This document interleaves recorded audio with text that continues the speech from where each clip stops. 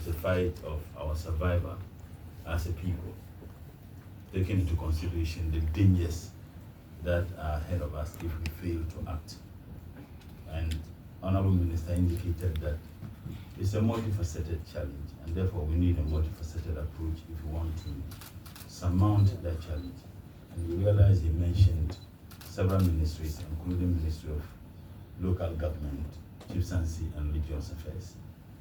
One thing I just want to add, that even civil society organizations and ordinary Ghanaians have a responsibility. And the media, you have a huge responsibility to join hands with us in fighting to stop this evil. When I say evil, it's kind of a terrorism. We want to send a signal to everybody. It doesn't matter which political party you belong. It doesn't matter whether you hold a position in any political party, even including our party NDC. We will not spare anybody who engages in this terrorism of our land and river bodies and environment. So those who think that they can hide behind political clothing, whichever political party, they should better watch out. So I think that it's a fight that will continue. And there's a danger, Honorable Minister.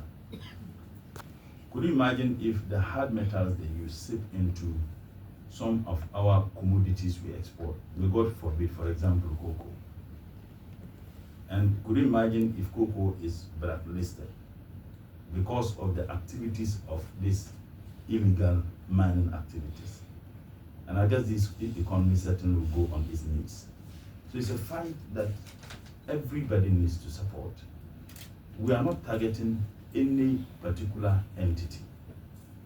There's a popular saying, and I'll conclude on this, in the north, that if they are shouting at the center of the market that someone has stolen saltpeter, and everybody in the market, you have started running, people will know the thief who actually stole the salt. So if you know you haven't stolen any saltpeter, you won't be scared about the actions we are taking. And that is why I just want to say that it is going to be a long haul. We have never said that, oh, we'll do this within 1 month.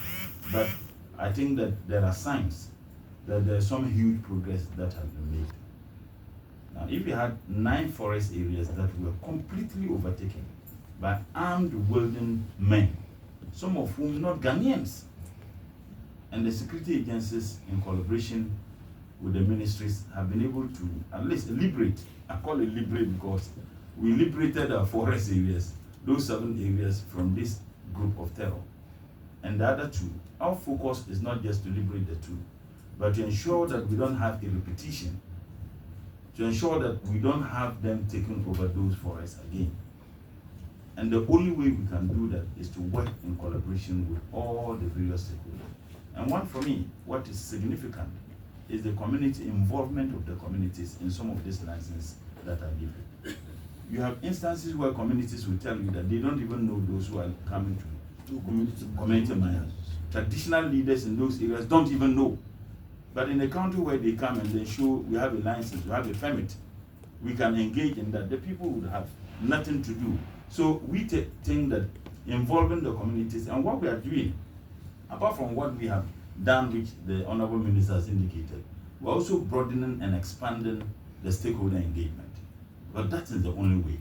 And that's why we are involving, going ahead, the religious leaders, traditional authorities, even youth groups.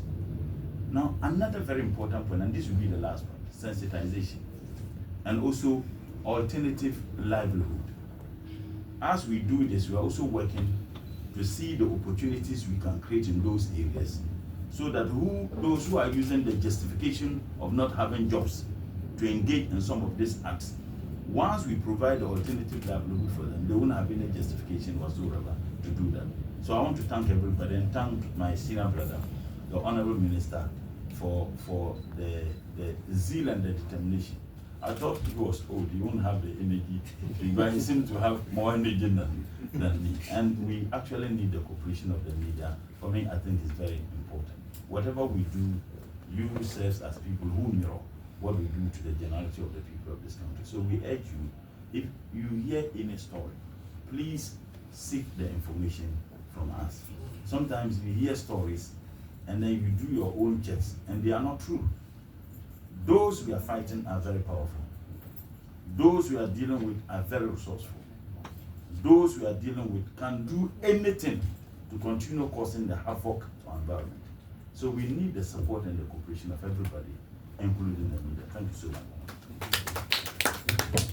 I'm sure this is so clear cut.